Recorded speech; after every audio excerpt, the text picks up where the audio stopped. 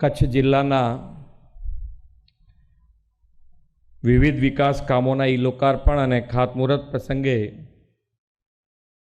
આપણી સૌની સાથે મંચ ઉપર ઉપસ્થિત જિલ્લાના પ્રભારી તથા મારા સાથી મંત્રી શ્રી પ્રફુલભાઈ પાનસેરિયા, સાંસદ શ્રી વિનોદભાઈ ચાવડા, ધારાસભ્ય શ્રી પ્રદ્યુમનસિંહ જાડેજા, ધારાસભ્ય શ્રી અનિરુદ્ધભાઈ દવે, ધારાસભ્ય શ્રી કેશવભાઈ પટેલ, ધારાસભ્ય શ્રી ત્રિકમભાઈ છાંગા, ધારાસભ્ય શ્રીમતી માલતીબેન મહેશ્વરી, ધારાસભ્ય શ્રી વિરેન્દ્રસિંહ જાડેજા, જિલ્લા પંચાયતના પ્રમુખ શ્રી જનકસિંહ જાડેજા, પૂર્વ ધારાસભ્ય શ્રી પંકજભાઈ મહેતા, પૂર્વ ધારાસભ્ય શ્રી રમેશભાઈ મહેશ્વરી, જિલ્લા ભાજપના પ્રમુખ શ્રી દેવજીભાઈ વરચન, સર્વ અધિકારીશ્રીઓ, આમંત્રિત સર્વ મહાનુભાવો, પ્રેસ મીડિયાના મિત્રો, સૌને મારા નમસ્કાર। કેમ બધા શાંત બેસી ગયા છે? એકદમ શાંત શાંત બધું વાતાવરણ કરી દીધું છે। કઈ રિસાયા છો કોઈથી? તો પછી આમ બસ્તારો કોઈ કામ બાકી નહીં રાખીએ, તમારું કોઈ કામ બાકી નહીં રહે। તમે તાર ચિંતા ના કરશો, જે બી હોય લખી લખીને આપવા માંડો અને ધારાસભ્યોની વાંહે પડો કાં એમપીની વાંહે પડો। તમારે એટલું કરી દેવાનું કે અહીંયા સુધી અમારા સુધી પહોંચે એવું કરી દેવું પડે। આમ તો ભુજ જે મિટિંગો થતી હોય અમારે, આજે સ્પેશિયલ આ બધાના કે ભાઈ અહીંયા આગળ સ્થળ બદલી આજે, એટલે અહીંયા આગળ તમારી વચ્ચે આવવાનો મને અવસર મળ્યો, મારા માટે પણ આનંદની વાત છે કે અહીંયા ભચાઉ આવ્યા છીએ અમે, પણ છેવાડા એટલે છેક છેલ્લે સુધી બધા એક વખત જોરથી ભારત માતા કી જય બોલી એટલે ખ્યાલ આવે કે પાછળ સુધી બધા જોડાયેલા છે। ભારત માતા કી છેક સુધી છેલ્લા સુધી આવી ગયું ખરા બધાને। અને છેલ્લા આપણે તો માનનીય વડાપ્રધાન શ્રી નાનામાં નાનો માણસ, છેવાડાનો માણસ હોય એને પણ આપણે મુખ્ય પ્રવાહમાં લાવવો છે। અને વડાપ્રધાનશ્રીની ગેરંટી છે કે આપણે વિકસિત ભારત બનાવવાનું છે, અને વિકસિત ભારત બનાવવું હશે તો આપણે બધાએ સાથે મળીને આગળ વધવું પડશે। એમાં એક ગામ રહી જાય કે એક જ્ઞાતિ રહી જાય કે એક ધર્મ રહી જાય એવું નહીં, બધા સાથે। અને એના માટે જ આજે માનનીય વડાપ્રધાનશ્રીએ વિકસિત ભારત યાત્રા અને મોદી સાહેબનો ગેરંટી રથ દરેક ગામે ગામ ફર્યું છે। ગામે ગામ, કોઈ ગામ બાકી નહીં હોય કે ત્યાં આ રથ ના પહોંચ્યો હોય મોદી સાહેબની ગેરંટીનો। અને આ જે સેચ્યુરેશન પોઈન્ટ સરકારી યોજનાઓ અને સરકારી યોજનાનો લાભ જેને મળવા પાત્ર હોય એના માટે છેક સુધી સરકાર પોતે જાતે એના ઘર સુધી પહોંચે એવું કદાચ ઇતિહાસમાં આપણે સ્વતંત્ર થયા પછી પહેલી વખત માનનીય વડાપ્રધાન શ્રી નરેન્દ્રભાઈના નેતૃત્વમાં થયું। પહેલાં તો સ્કીમો બને, સરકારી યોજનાઓ બનતી હોય, પણ તમારા સુધી પહોંચે કેવી રીતે? તમને ખબર હોય તો તમે લાભે લો। જે 10 જણને ખબર હોય એ 10 જણ લાભ લીધે રાખે ને આગળ વધે રાખે।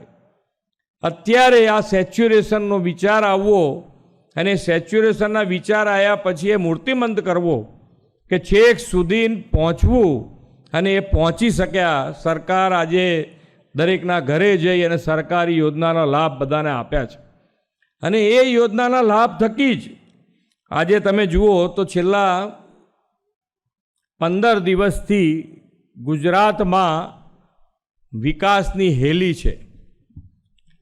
અત્યાર સુધીના ઇતિહાસમાં કોઈ વખત નહીં થયું હોય એટલું એક જ અઠવાડિયામાં વડાપ્રધાનશ્રીના વરદ હસ્તે 1,10,000 કરોડના વિકાસના કાર્યોના ખાતમુહૂર્ત અને લોકાર્પણ થયા છે। એટલે આપણું જે બજેટ છે એનો ત્રીજા ભાગ એક જ અઠવાડિયામાં। પહેલાં તમે અહીંયા કદી ઘણા બધા વડીલોએ બેઠા છે તો ગુજરાતનું બજેટ જ 10,000 કરોડનું કે 15,000 કરોડનું હતું, આખા ગુજરાતનું બજેટ। હવે એ 10-15 હજાર કરોડનું બજેટ અને આજે 3,32,000 કરોડ રૂપિયાનું બજેટ છે આપણું. એટલે તમે જે વિચારો, તમારે જે કામ જોઈતા હોય એ તમે બોલો અને અહીંયાથી અમે તમને કરી આપીએ.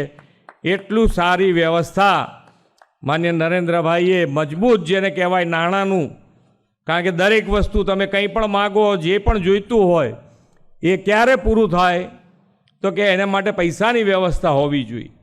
તો એ મજબૂત પાયો માન્ય નરેન્દ્રભાઈએ ગુજરાતમાં નાખ્યો છે. કોવિડ પછી પણ આજે પણ આપણી પાસે નાણાકીય વ્યવસ્થાપનમાં નીતિ આયોગ પ્રમાણે દેશમાં નંબર 1 પોઝિશન ઉપર ગુજરાત છે. એટલે તમારે તો જેટલા કામ બતાવો એટલા બતાવો, તમે થાકો એવી વાત છે અત્યારે. પણ આપણે પાસે અત્યારે કામ જે કરાવવા જઈ રહ્યા છીએ એ કામ કરાવવાની ક્વોલિટી પર બધાએ ધ્યાન રાખવું પડે કે ભાઈ આપણે જે કામ થતા હોય, આપણા જિલ્લામાં જે કામ થતા હોય એ બધા જ કામની ક્વોલિટી, અને ક્વોલિટી જો સચવાશે તો અમે જે તમને અહીંયાથી કહીએ છીએ કે મોદી સાહેબની જે ગેરંટી છે એ તમે જે બોલો એ અહીંયાથી કામ પૂરું થાય એવું છે. આ વખતનું વાઇબ્રન્ટ, અને વાઇબ્રન્ટમાં હમણાં હું વિનોદભાઈ વાત કરતા હતા કે ભાઈ જે પ્રમાણે ગ્રીન ઉપર ચાલી રહ્યું છે દેશ અને દુનિયા, બધા જ ગ્રીન ઉપર જઈ રહ્યા છે. અને ગ્રીન માટે થઈ અને સૌથી વધારે મજબૂતમાં મજબૂત આપણા દેશમાં જો કોઈ જિલ્લો બનશે તો એ આ કચ્છ જિલ્લો બનવાનો છે. આ વખતના વાઇબ્રન્ટમાં ગ્રીન એમઓયુ 50% થયા છે. 50% એમઓયુ ફક્ત ગ્રીન ઉપર થયા છે. ગ્રીન હાઇડ્રોજન હોય કે ગ્રીન ઇલેક્ટ્રિસિટી હોય, રિન્યુએબલ એનર્જી હોય, ઈવી ઉપર હોય, તો એ બધા જ તમે ગ્રીન ઉપર જવા માટે, અને સૌથી મોટો વિશાળ દરિયા કિનારો છે, રણ છે, બધાનો લાભ અત્યાર સુધી તમને ઓછો મત્તો મળ્યો હશે તો આ બધું જ પૂરું હવે થઈ જશે. તમારે જે વિચારીને દોડવું હોય એ રીતે દોડો. તમારે ખૂબ સારા સમય એ હવે તમારે આવવાનો છે કચ્છનો જ.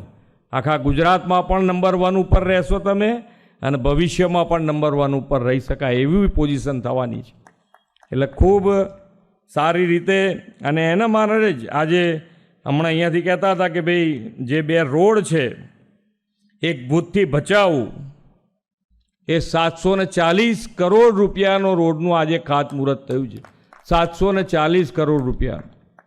અને એની સાથે સાથે સામખિયારીથી ગઢડા સુધીનો રોડ, એ પણ 138 કરોડ રૂપિયાનો આજે ખાતમુહૂર્ત કર્યું છે. આ બંને રોડ તમારે અહીંયા ખૂબ જ ઉપયોગી થવાના છે.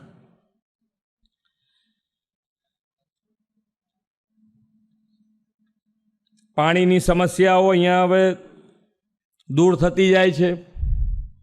અહીંયાથી હમણાં વિનોદભાઈ જે કહેતા હતા 5,000 કેટલા કરોડ, 5,000 કરોડ રૂપિયાના કામ શરૂ થયા છે. અને બાકી જે એક કામ છે એનું અમે તો કહી દીધું છે કે ભાઈ ટેન્ડરને બધું કરીને ઝડપથી કામ પૂરું કરો. એટલે તમારા પાણીના પણ કામ જે બાકી હતા, કેટલાય વખતથી હતું કે ભાઈ આ બાકી રહે છે, અને જ્યારે આવે ત્યારે કહીને જાય છે પણ થતા નથી.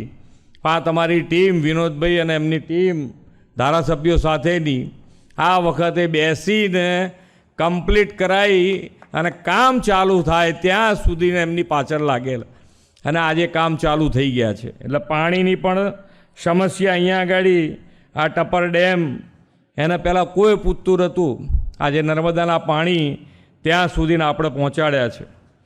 આજે ટુરિઝમ ક્ષેત્ર પણ ધોરડોને બેસ્ટ ટુરિઝમનો એવોર્ડ વર્લ્ડમાં મળ્યો છે. વર્લ્ડમાં આ રણોત્સવ કેટલાય વખતથી હશે ને, કેટલાય વખતથી હશે ને રણોત્સવ. તો અહીંયા પહેલાંથી નહીં હોય એવું તો નહીં હોય ને, પણ કોઈના રણોત્સવની જ વાત કરું છું કે રણ કેટલાય વખતથી સફેદ રણ હશે, પણ કોઈને એની પર દ્રષ્ટિ ના પડી કે આનો ઉપયોગ કેવી રીતે કરી શકાય. અને એને માન્ય નરેન્દ્રભાઈએ રણોત્સવ શરૂ કરાવી અને આ રણને દેશ અને દુનિયામાં ખ્યાતિ અપાઈ છે.